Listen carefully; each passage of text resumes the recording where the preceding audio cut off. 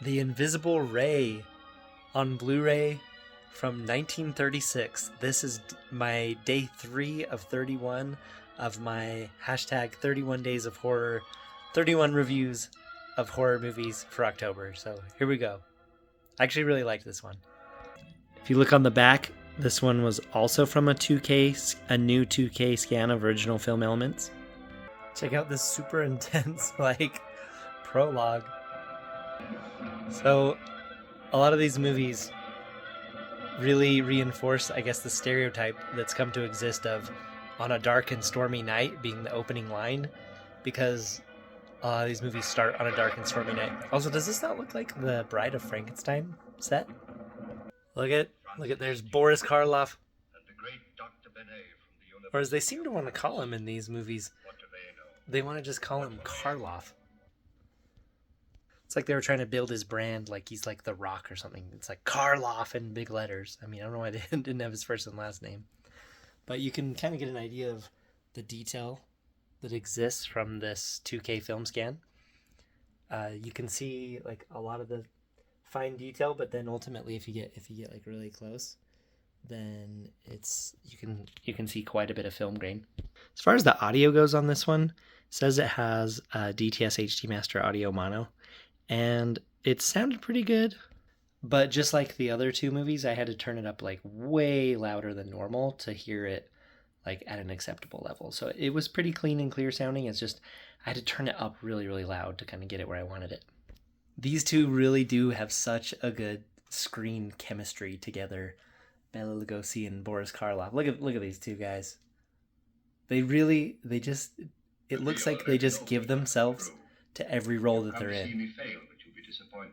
So even though they're doing something super cheesy and silly and fake, like, look at that.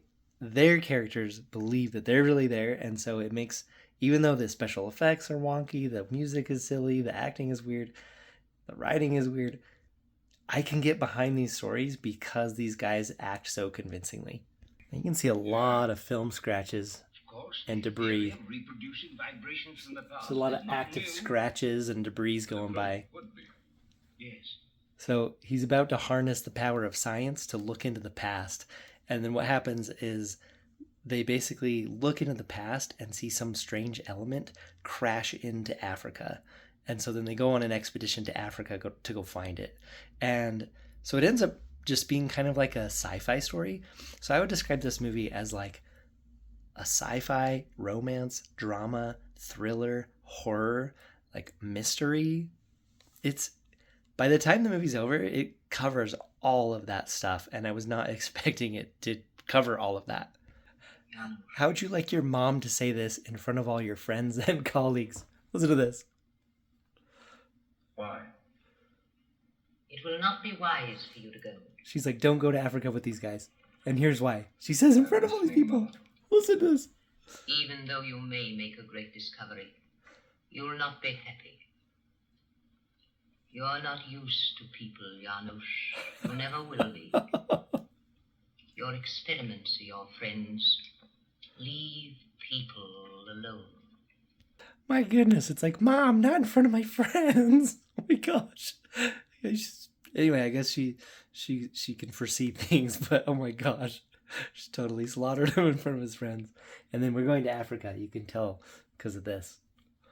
So this is the thing called the Invisible Ray. Actually, I don't know if this is the thing or the thing that he looked into the past is called the Invisible Ray, but I kind of don't think it matters. He has this thing that actually can destroy, and weirdly enough, it can heal people.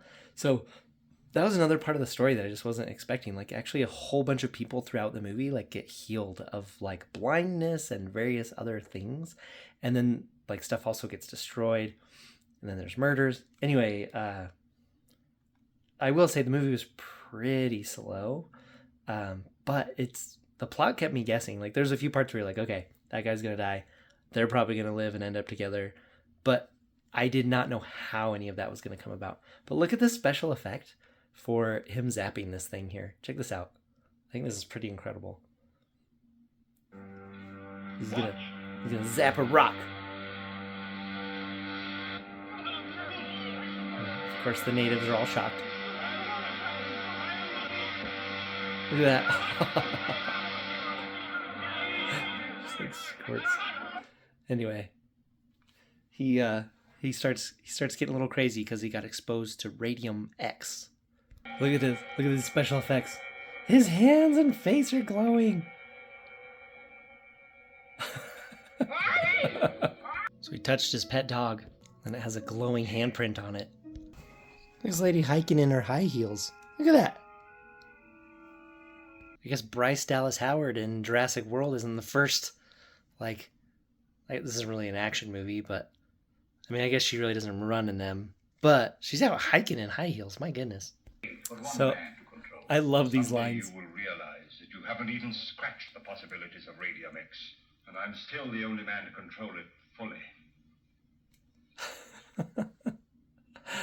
Those kind of lines are the kind of lines that I live for, and the kind of lines that I watch these movies for. It's just, they're so perfect and so cheesy and so dramatic. This close up here is gives you another good idea of how the grain looks in this movie on her face. I actually think it looks really good. The 2K scans of these movies so far have looked great. Look at this incredible shot here. So this is actually a really dramatic moment. So Karloff has just faked his own death by burning a guy's face off, basically, and putting it in his lab so they think it's him. And you got the newlyweds in here because his wife and this other dude were totally pining after each other the whole time. And then he's actually right there. Here, look at him. Look at that. But look at all the awesome detail like on this church. And this church actually, other than just it looking really good, actually comes into play and plays a point in the plot, like the design of the church. Stand by. And it's kind of playing music like this like almost like wild violin riff, like kind of like a crazy person becoming unhinged kind of music. Listen to this.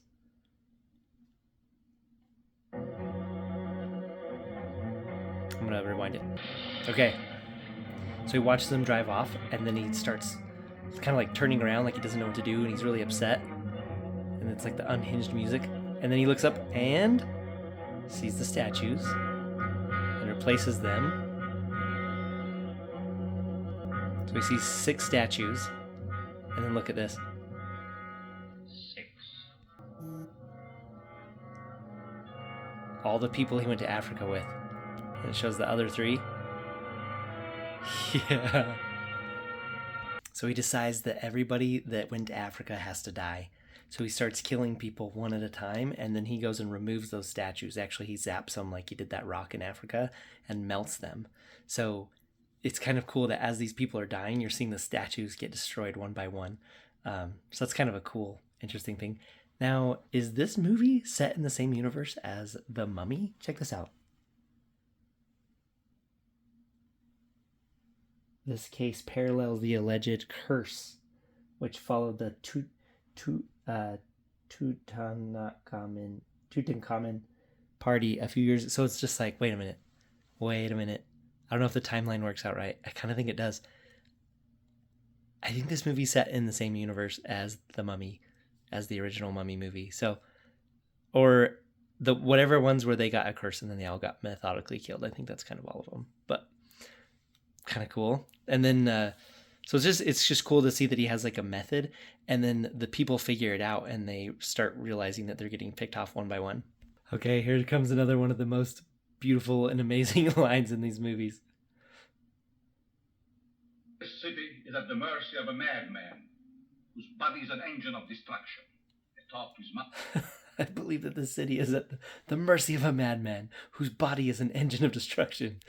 Yes, that's a perfect movie trailer line right there. They should just have that on the poster for these movies. I would go see it. Speaking of which, I haven't seen the trailer for any of these movies, so I'm just going into them totally blind, not knowing what they're about other than the cover. And it's been fun just trying to guess what's happening, and like I haven't seen any of the marketing material, and you know, after you've seen a lot of these Universal horror movies, you can start to kind of see a formula. Like for the first 60 minutes, it's like talking and plotting, and then the last 6 minutes, it's usually a building burns down, something explodes, everybody dies, the young couple gets away. It's kind of the formula, and honestly, it's really enjoyable. But it does get to the point where you can kind of follow along with it. But this movie, I didn't know what was going to happen, and I'll kind of explain that here in a second. So this part is awesome. They decide to lure in. They decide to lure in the killer by having a special science conference like at midnight, and everyone that gets in has to have a special ticket. So then they're like, okay, then at midnight we'll shut the power off because his face is going to glow and we'll know that he's there. And so they're like risking themselves, they're risking all these people to lure the killer in.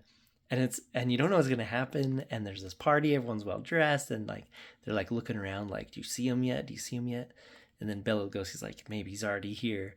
So it's actually like the suspense is just building and building, especially this part right here. So it goes totally silent. There's no music at all. Bela Lugosi's got his gun out. Boris Karloff's looking through the window, trying to find a way to sneak in. And it's just super quiet. And I was like, man, there should be like some intense music right here. It'd really add to the mood. But I was wrong. So it just stays silent until this happens. There he is! Scary, tragic music. Oh, there he is. And he knows since he's the one that actually made a cure for him. He knows that if his skin is glowing, that he hasn't taken his medicine and that he's lethal to the touch. So he knows that he's in a bad spot. He says the chemicals affecting his brain. Do you intend to kill us all? Yes. I felt it was better to let things alone. He said, I shouldn't have made a cure for you. Poisoned, I warned you about your brain. It began to affect my brain almost immediately. This is a good line. Are there ever moments when you think as you used to think? When you're human? Not often now. It's actually a pretty good line and delivered with quite a bit of emotion. He's like, are you really in there? And the cool foreshadow that happened earlier is that when he made the medicine for him, he said, if you don't take this medicine, like your body will turn into ash, basically. Like it will burn up and crumble. And so it's actually, the longer he's in like this kill mode state, like the more dangerous it is for him. And that's going to come to play in here in a minute. Tries to draw his gun. Oh, touches his hand. He's dead. Comes in here to kill his wife, which is really sad. Well, I guess it's not his wife anymore. And he just can't do it. But if you didn't catch it, the reason he wants to kill all the people is because they stole his formula and they stole his wife. And anyway, his brain's being affected, but he just decides they all have to die. And it's just cool watching how he's so determined. Like he like poisoned a guy to take his ticket to get into the party, which he then went in the back door anyway. No, I guess he got through some guards and then went around into the back door. But so then of all things, his mother comes and confronts him and he kind of changes his mind. She sees him in the hall and he's about to take his medicine and she knocks it out of his hand and he starts smoking. Look at this. So cool.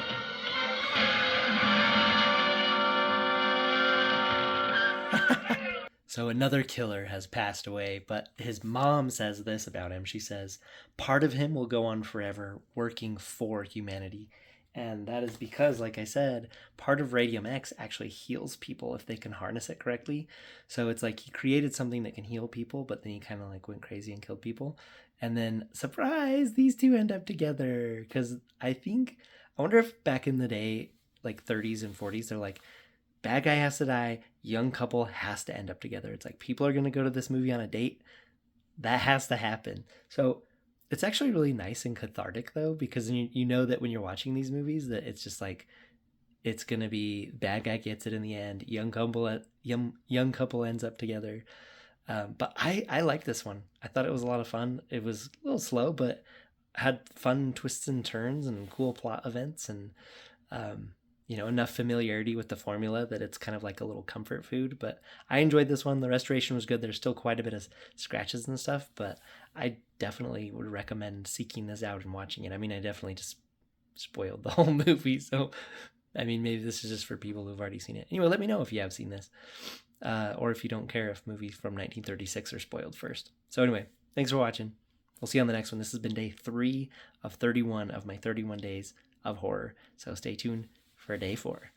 Bye.